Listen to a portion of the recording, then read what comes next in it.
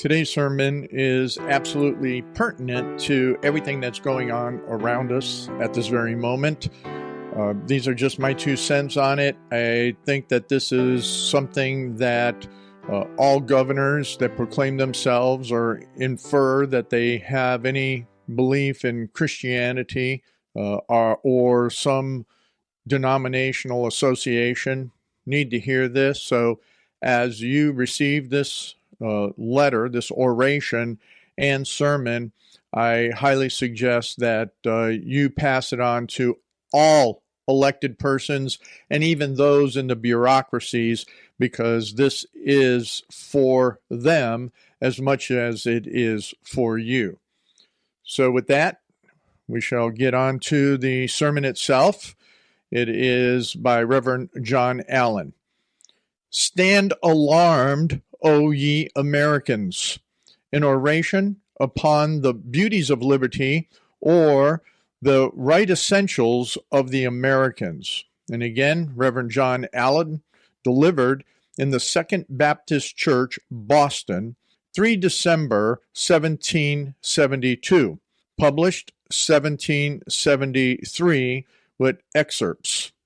After 1770, as the shock of the Boston Massacre eased and most of the Townsend duties had been repealed, Great Britain and the American colonies maintained an uneasy peace for 2 years.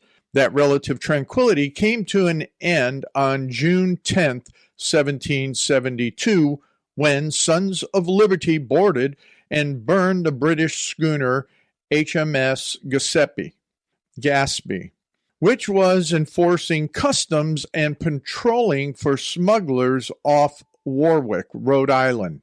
None of the culprits was ever identified, but the British threat to transport the predators to England to stand trial for treason so alarmed the colonists, and committees of correspondence were formed in Boston and Virginia.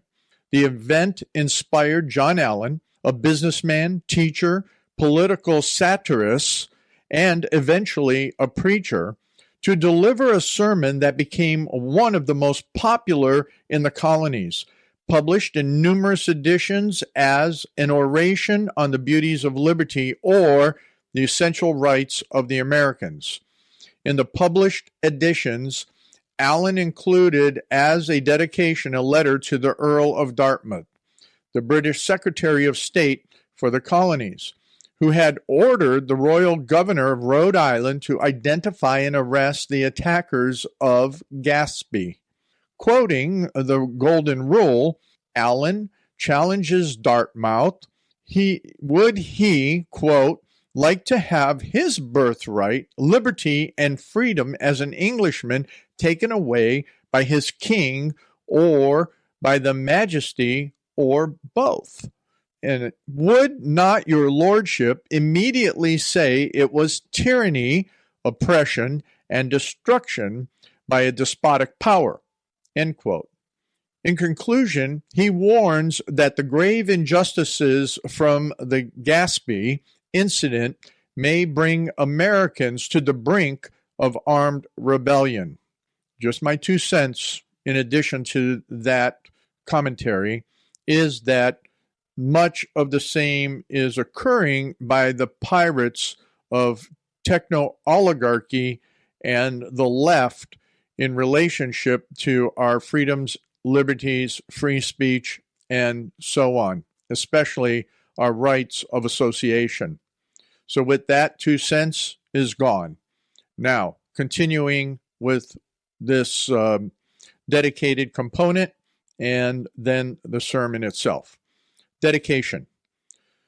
To the Right Honorable Earl of Dartmouth, my Lord, when I view the original right, power, and charter confirmed, sealed, and ratified to the province, the colony, or inhabitants of Rhode Island, and its standing in full force and unrepealed for more than 100 years, which is as follows, quote, be it enacted that no freeman shall be taken or imprisoned or deprived of his freeholder, or liberty, or free custom, or be outlawed, or exiled, or otherwise destroyed, nor shall be oppressed, judged, or condemned, but by the law of this colony, and that no man of what state or condition soever shall be put out of his lands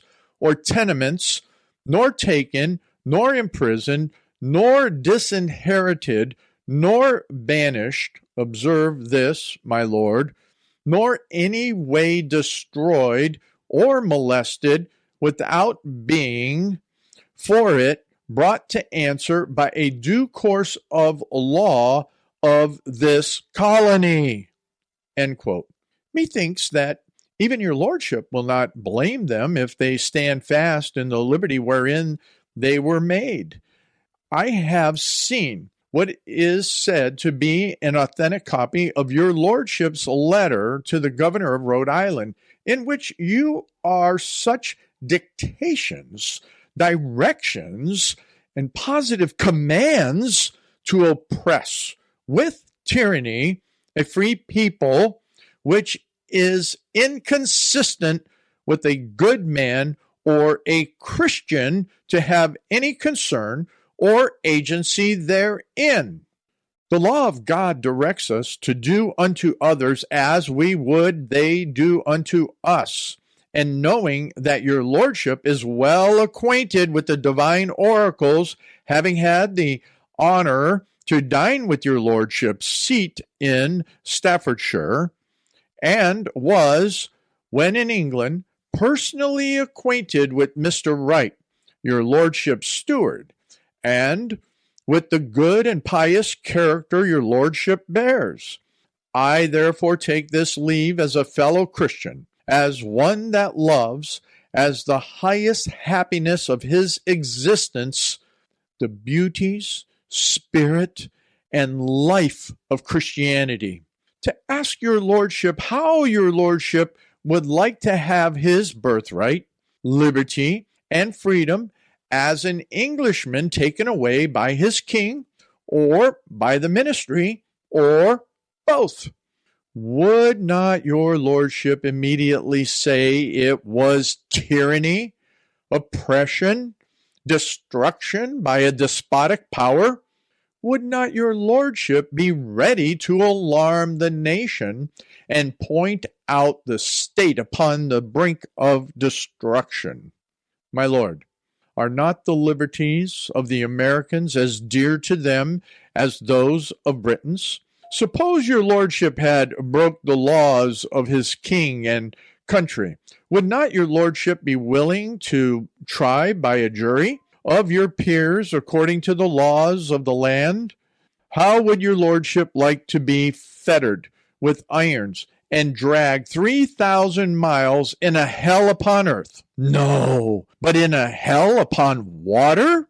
And I may give you an instance here, is that the hell upon water is a man of war.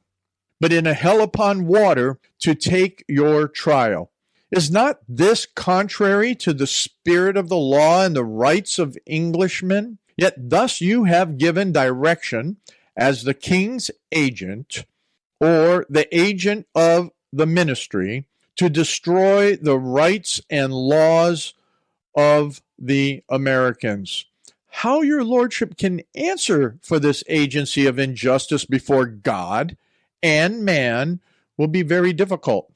However, if great men and good men and Christians can dare do such things as these when in power, heaven grant that I may have no acquaintance with them in this world, or if they have any power in heaven, not in the world to come. For I think, my lord, that such men who will take away the rights of any people are neither fit for heaven nor earth, either fit for the land or the dunghill. Has not your lordship a right to oppose any power that may assault your lordship's person, right, or privilege, without its being deemed rebellion against the king and state? Yes, sure you have. Then surely, my lord, an American has the same right to oppose every usurping power, let it be from whom it will, that assaults his person or deprives him of his own law or liberty as an American. Has he offended? Yes. Is he willing to be tried by his own laws? Yes. Then that man, that king, that minister of state, be who he will, is worse than a Nero tyrant that shall assume to drag him 3,000 miles to be tried by his enemies. Remember, my lord, the Americans have a privilege to boast above all the world. They never were in bondage to any man, and therefore it is more for them to give up their rights than it is for all Europe to give up their rights into the hands of the Turks. Consider what English tyranny their forefathers fled from, what seas of distress they met with, what savages they fought with, what blood-bought treasures, as the dear inheritance of their lives they have left to their children, without any aid from the King of England. And yet these free-born people must be counted rebels if they will not lose every right of liberty which their forefathers brought and bought with their blood, and submit again to English ministerial tyranny. Oh, America! Oh, America! If there is any law broke, it is this, that the Gaspee schooner, by the power of the English ministry and admiralty, have broken the laws and taken away the rights of the Americans. And yet the Americans must be punished for it, contrary to their own laws? Oh, amazing! I would be glad to know, my lord, what right the King of England has to America. It cannot be an hereditary right that lies in Hanover. It cannot be a parliamentary right that lies in Britain. Not a victorious right, for the King of England never conquered America. Then he can have no more right to America than what the people have by compact invested with them, which is only a power to protect and defend their rights, civil and religious, and to sign, seal, and confirm as their steward such laws as the people of America shall consent to. If this be the case, my lord, then judge whether the King of England and the ministry are not the transgressors in this affair in sending armed schooners to America to steal by power and sword the people's property. And if any are to be tried for lawbreakers, it surely ought, in justice, to be them. But the people of America act, my lord, very honest in the affairs. They are willing to give and take, to give the English offenders the liberty to be tried by their own laws, and to take the same liberty wherein they have offended to be tried by their own laws. They surely have as much right to the privileges of their own laws as the King of England and to his crown, or that the native Briton has to the rights of the Englishman. Consider then, my lord, how cruel, how unjust, how unanswerable before God and man it must be by any violence and power to destroy the rights of the Americans. But it may be meet fitting to let your lordship know that if the Americans unite, as there seems a good prospect of it, to stand as a band of brethren for the liberties they have a right by the law of God, of nature, and of nations to reluct at, find repugnant, and even to resist any military and marine force. Surely they must be intended in readiness for the French, not the Americans, for can it ever enter into the heart of the mother to murder her children, of a king to kill his subject, of an agent to destroy the rights of the colonies he represents? But suppose, my lord, that this should be the bloody intent of the ministry, to make the Americans subject to their slavery, and then let blood for blood, life for life, and death for death decide the contention. This bloody scene can never be executed but at the expense of the destruction of England, and you will find, my lord, that the Americans will not submit to be slaves. They know the use of the gun and the military art as well as of His Majesty's troops at St. James. And where His Majesty has one soldier who art in general the refuse of the earth, American can produce 50 freemen and all volunteers, and raise a more potent army of men in 3 weeks than England can in 3 years. But God forbid that I should be thought to aim at rousing the Americans to arms, without their rights, liberties, and oppression call for it. For they are unwilling to beat to arms. They are loyal subjects. They love their king. They love their mother country. They call it their home and wish nothing more than the prosperity of Britain and the glory of their king. But they will not give up their rights. They will not be slaves to any power upon earth.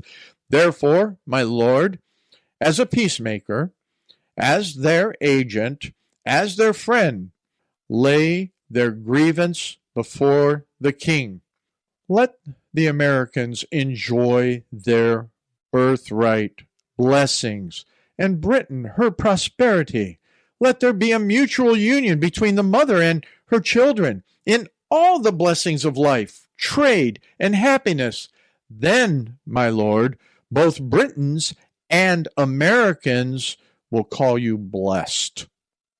Wishing from my heart the inviolable preservation of the rights and liberties of the Americans and the growing happiness of England, I am, my lord, His Majesty's loyal subject and your lordship's dutiful servant, a British Bostonian.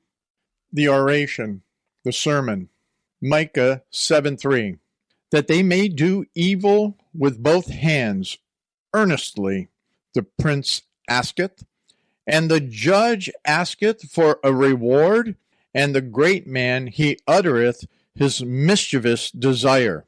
So they wrap it up. The faithfulness of the prophet Micah, the fidelity of his heart, and the zeal of his soul for the liberties of the people was remarkable. His faithfulness when tyranny reigned by authority, when the laws, rights, and liberties of the people were at the dispose of the arbitrary power of the wicked King Ahaz, as it is written in 2 Chronicles 28:1, and Ahaz was 20 years old when he began to reign, and he reigned 16 years in Jerusalem. But he did not that which was right in the sight of the Lord, like David his father. For the Lord brought Judah low because of Ahaz, king of Israel. For he made Judah naked and transgressed sore against the Lord. And in the time of this distress did he trespass yet more and more against the Lord. This is that King Ahaz. And therefore, this faithful prophet lays the matter to the heart as one that received the liberties and happiness of the people above the authority of the king and the power of his senates. And therefore says, in the verse preceding the next, quote, "The good man is perished out of the earth, and there is none upright among men. They all lie in wait for blood. They hunt every man his brother with a net." End quote. Observe that it was a dark time with the nation, a dark time with the church of the living God, and a very distressing time respecting the people when Micah appeared contemporary with Isaiah as a prophet of the Lord and a son of liberty. Therefore, he tells the oppressors of the people, quote, "The best of them is a briar, and the most upright of them sharper than a thorn hedge. The day of the watchman and the visitation cometh. Now shall be their perplexity." End quote. And is not this the case?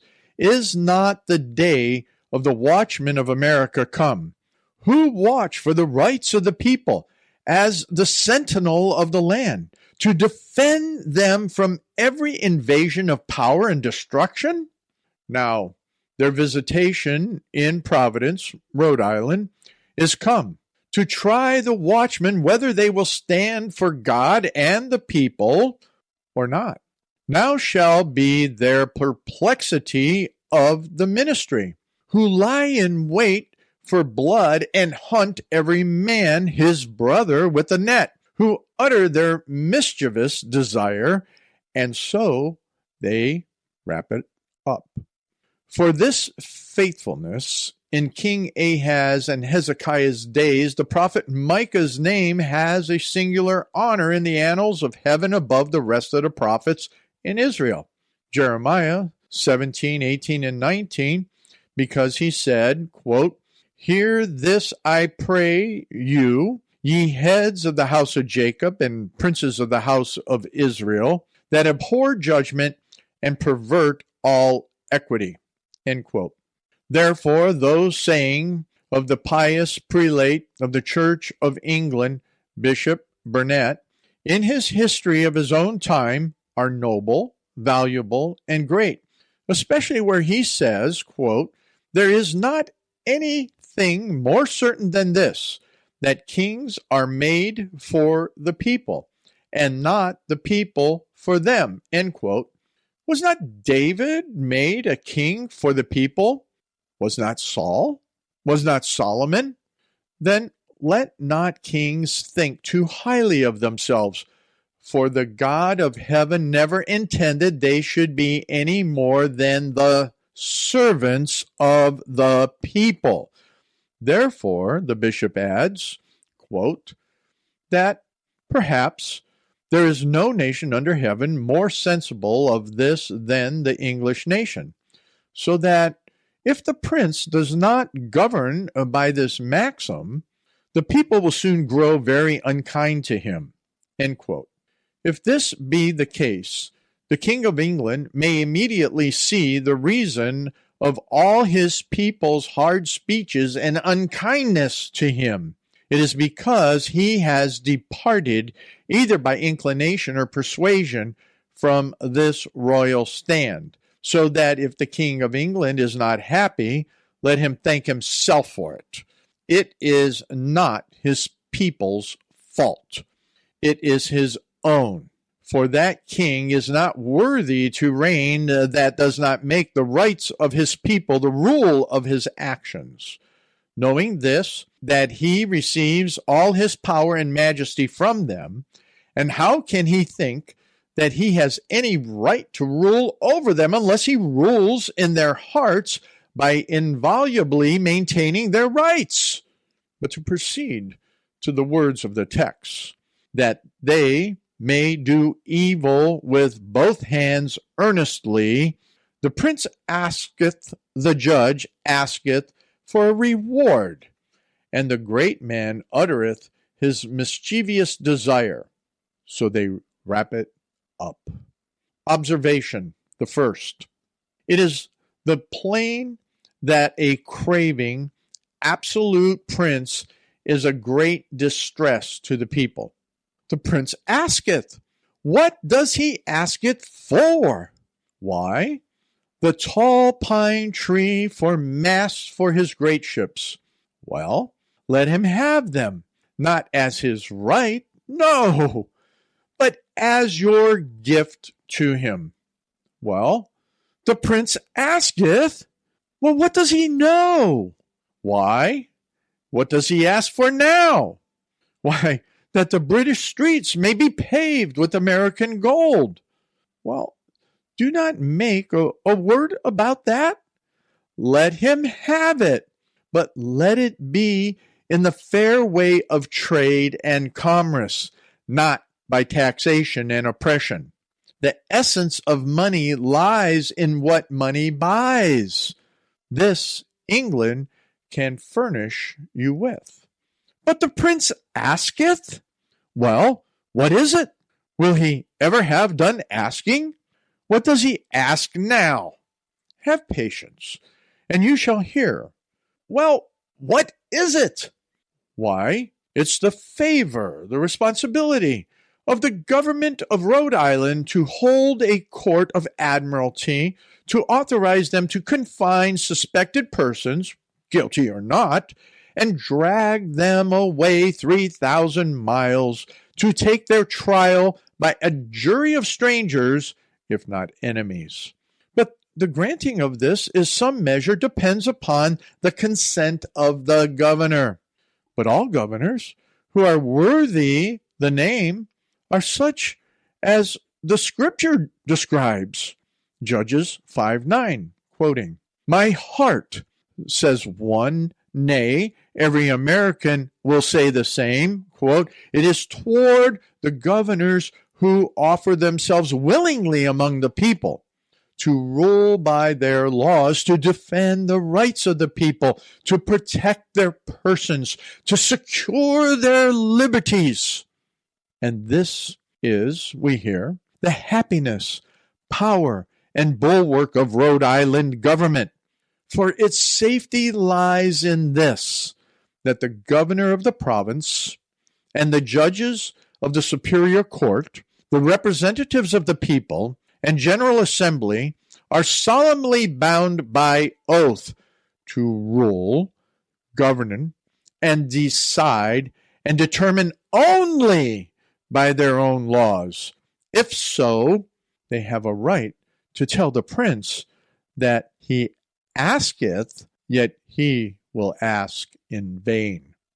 Second observation is that when the king judges and senates unite to destroy the rights of a people by a despotic power, or as the text expresses it, that they may do evil with both hands, then the prosperity of the nation totters, the crown shakes, and the destruction of the people's rights is near at hand. For the rights of the people, which is the supreme glory of the crown and kingdom of Britain, is the Magna Carta of the king as well as of the people.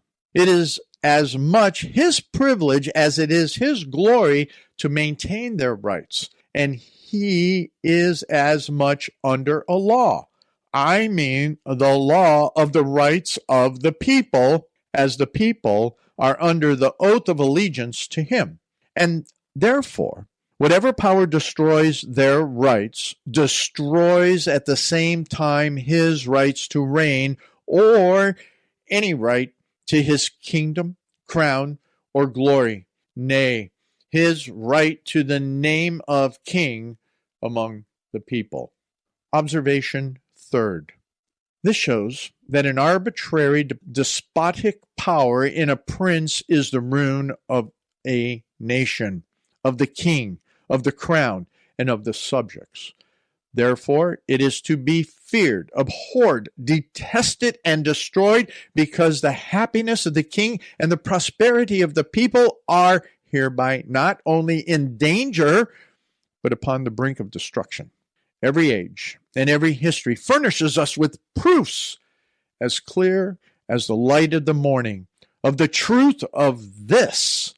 But it is the singular happiness of the Americans, according to their own laws, not to be in bondage to any power upon the earth.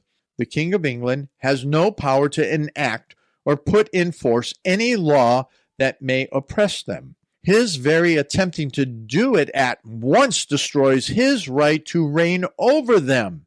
For the brightest gem which the King of England wears in the British crown is that majesty, trust, and confidence which the Americans invest in him with as the king and guardian of their rights and liberties. The Parliament of England cannot justly make any laws to oppress or defend the Americans, for they are not representatives of America, and therefore they have no legislative power either for them or against them. The House of Lords cannot do it, for they are peers of England, not of America. And if neither king, lords, nor commons have any right to oppress or destroy the liberties of the Americans, why is it then that the Americans do not stand upon their own strength and show their power and importance when the life of life and every liberty that is dear to them and their children is in danger?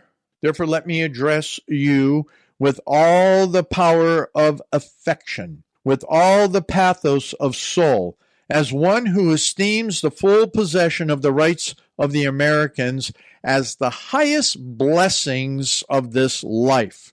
To stand alarmed. See your danger. Death is near.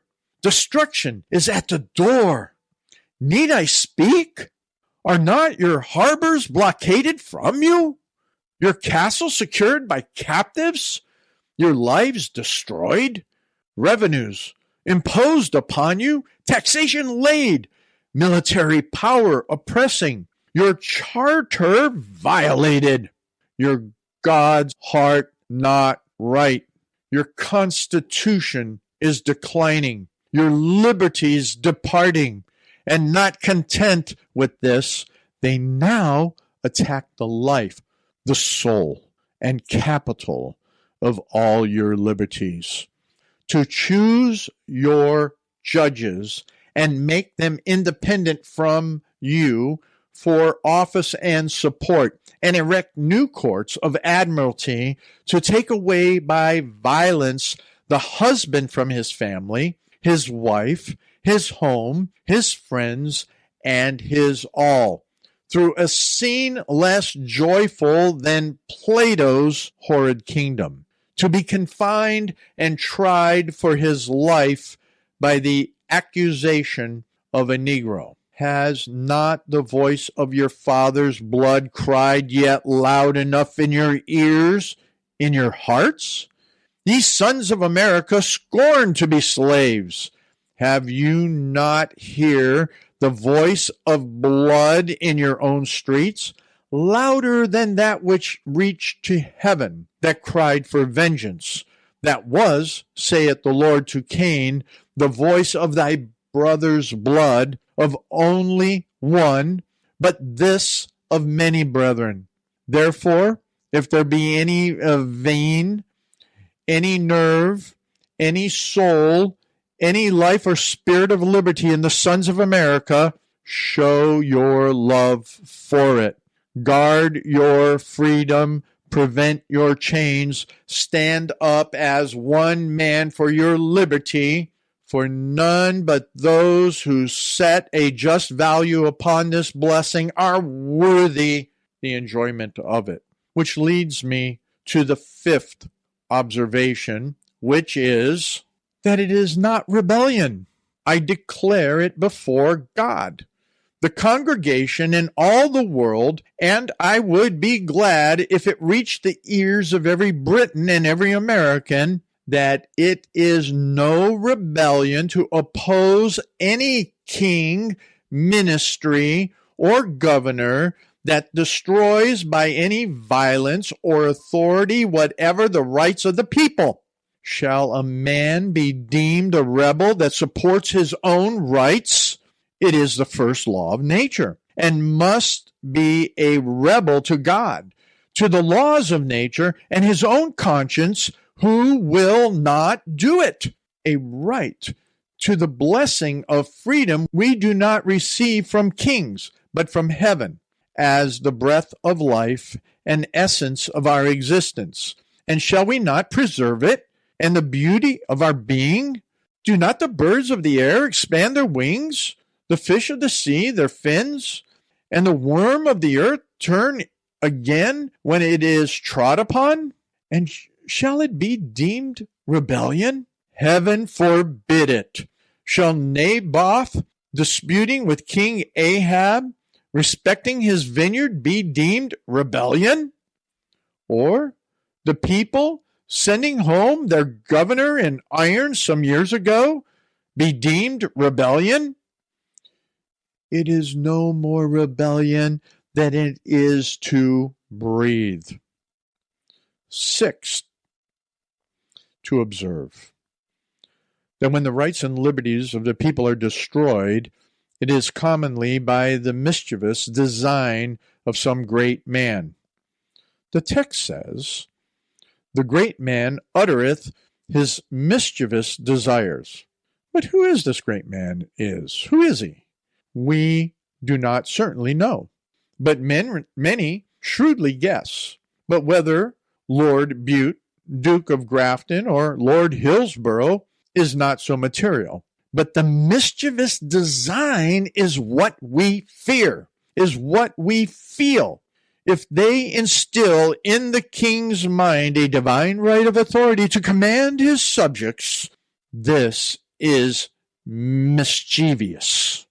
But to turn to you, my dear Americans, you think hard to pay duties for teas, imports, clearances, entries, and on, etc., etc. But what will you farmers and landholders think of paying a fixed tax for every acre of land you enjoy, for every apple tree you rear, for every barrel of cider you make, for every pound of candles you burn, for every pound of soap you use, for every pair of shoes you wear, for the light of the morning and the sun that a kind heaven gives you? What do you think of paying a continual tax for all of these? This is contained in the mischievous design. Stand alarmed, O America! But I close with the last remark from the text. So they wrap it up. It will do, say they. The king, say they, has a right to appoint judges, courts of admiralty, impose revenues, lay taxes, send the military force, block up the harbors, command them, compel them by arms, pay their judges, get the key of their laws, rights, and liberties into our hands. This will do. And so they wrap it up. As fine and smooth as can be. But I think it is better to unwrap it again. What do you think, my dear Americans? But I had no more, but advise you, as it is this day of public thanksgiving, to bless God for the liberties and mercies we do enjoy, not for those you are deprived of. My second advice is, love your king, pray for him, pray for your governor, pray for your judges, that all their reign may be easy to themselves and happy for the people. Amen. I have to give a moment of clarification for those that may come up with some kind of nonsense regarding the use of Negro in this sermon. It is defined here in the text itself as an indentured servant identified as a mulatto, confessed to participating in the Gaspee attack, and named other conspirators. So there was one individual that was accused, and that person happened to be a mulatto. And if you know, I'm sure that you know that a mulatto is someone of mixed ancestry. They are part white and part black from parents of a mixed ancestry. So that word was not something that was here used disparaging, but it was used as an assumed accused person that participated in the attack on the Gaspee.